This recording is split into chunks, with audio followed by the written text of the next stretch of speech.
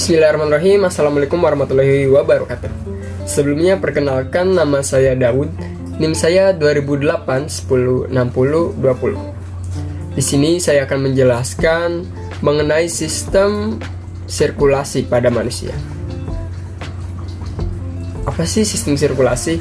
Sistem sirkulasi adalah sistem transportasi yang berfungsi untuk mengangkut berbagai zat di dalam tubuh pada manusia, berupa sistem peredaran darah. Sistem peredaran darah terdiri dari darah dan alat peredaran darah.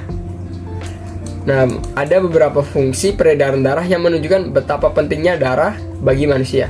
Yang pertama, mengedarkan oksigen dari paru-paru ke seluruh tubuh dan mengangkut karbon dioksida, sisa aktivitas sel dari tubuh ke paru-paru untuk dibuang. Terus fungsi yang kedua itu mengangkut nutrisi yang diperlukan untuk metabolisme tubuh dari sistem pencernaan dan membawa sisa metabolisme ke ginjal untuk dibuang. Lalu yang ketiga mengangkut hormon, keempat mengangkut sistem kekebalan tubuh, lalu yang kelima itu mengatur suhu tubuh. Nah, darah tidak bisa mengalir dengan sendirinya ke seluruh tubuh. Maka dari itu dibutuhkan sebuah mesin pemompa agar darah dapat mengalir di dalam tubuh kita. Nah, organ tersebut adalah bernama jantung. Darah yang terdapat di dalam tubuh akan tetap terus berada di dalam pembuluh darah, yaitu pada pembuluh darah besar dan pembuluh kecil. Nah, di sini bisa dilihat ada gambar organ jantung ya. Jantung itu apa sih? Nah, jantung adalah organ sistem peredaran darah yang bertugas memompa darah dan mengalirkan darah dalam pembuluh darah yang terletak pada rongga dada di antara kedua paru-paru di atas diafragma dengan posisi condong ke kiri. Nah, jantung dilapisi oleh perikardium yang mengandung cairan perikardia. Perikardium berfungsi untuk melindungi jantung agar tidak terluka karena bergesekan ketika berdetak. Yang pertama, ada struktur jantung. Nah, struktur jantung ini ada atrium atau serambi. Atrium serambi kanan berfungsi untuk menerima darah dari seluruh tubuh mengandung CO2. Nah, kedua, atrium serambi kiri yang berfungsi menerima darah dari paru-paru yang mengandung oksigen.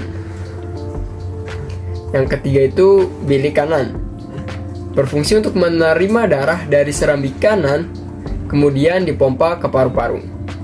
Lalu yang keempat, dari bilik kiri, berfungsi menerima darah dari serambi kiri kemudian dipompa ke seluruh tubuh. Nah, ingat-ingat ya, jangan sampai keseliru. Lalu ada mekanisme kerja jantung.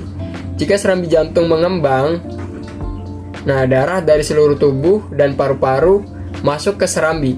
Kemudian darah dari serambi jantung menguncup dan darah masuk ke dalam bilik. Apabila bilik menguncup, maka darah dipompa menuju seluruh tubuh dan paru-paru. Yang kedua, nah ini ada gambar dari pembuluh darah.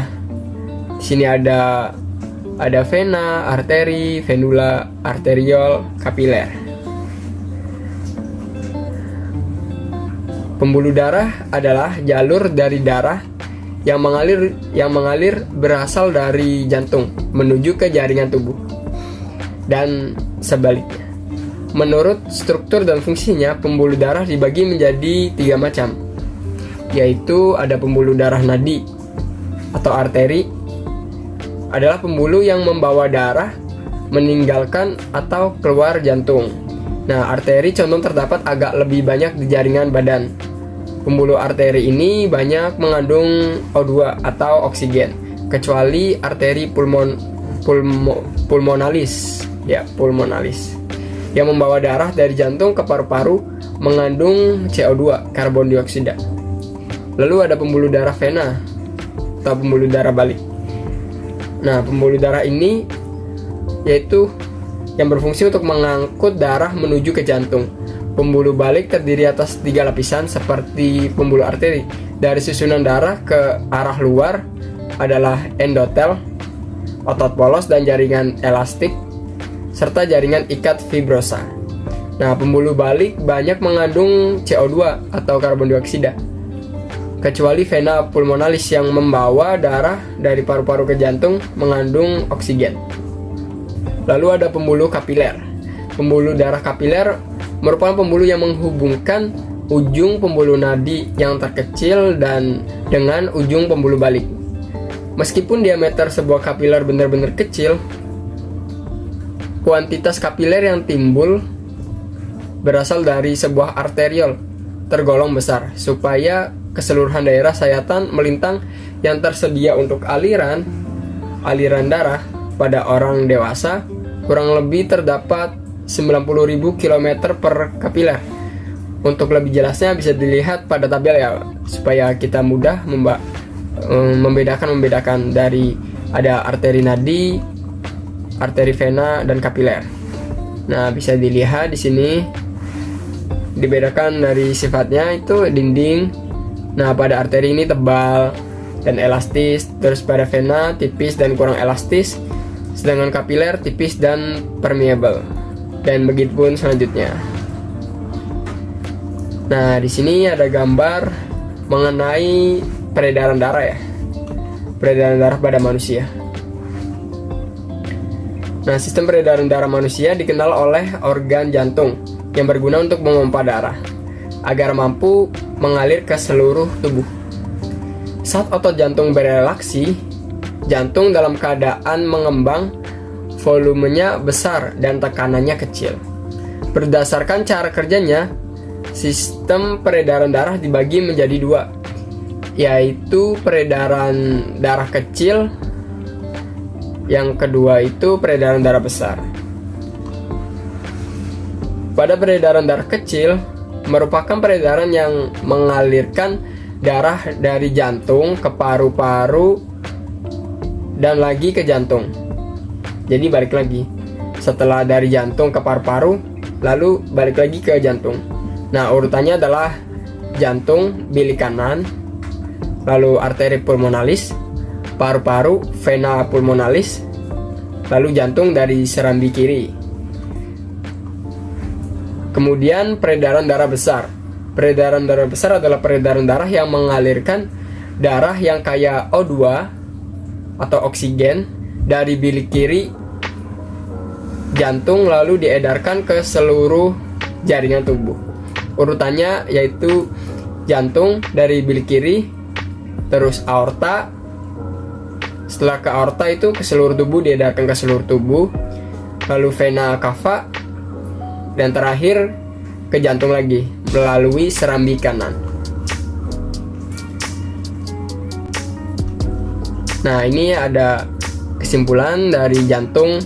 Jantung adalah organ sistem peredaran darah yang bertugas memompa darah dan mengalirkan darah dalam pembuluh darah yang terletak pada rongga dada di antara kedua paru-paru di atas diafragma dengan posisi condong ke kiri. Yang kedua, ada sistem peredaran darah. Sistem peredaran darah adalah dikendalikan oleh organ jantung, jadi saling berkaitan untuk memompa darah agar mampu mengalir ke seluruh tubuh. Saat otot jantung berelaksi, jantung dalam keadaan mengembang, volumenya besar dan tekanannya kecil. Baik, cukup sekian saja yang bisa saya sampaikan. Kurang dan lebihnya mohon maaf. Wabillahi taufiq walhidayah. Wassalamualaikum warahmatullahi wabarakatuh. Masih.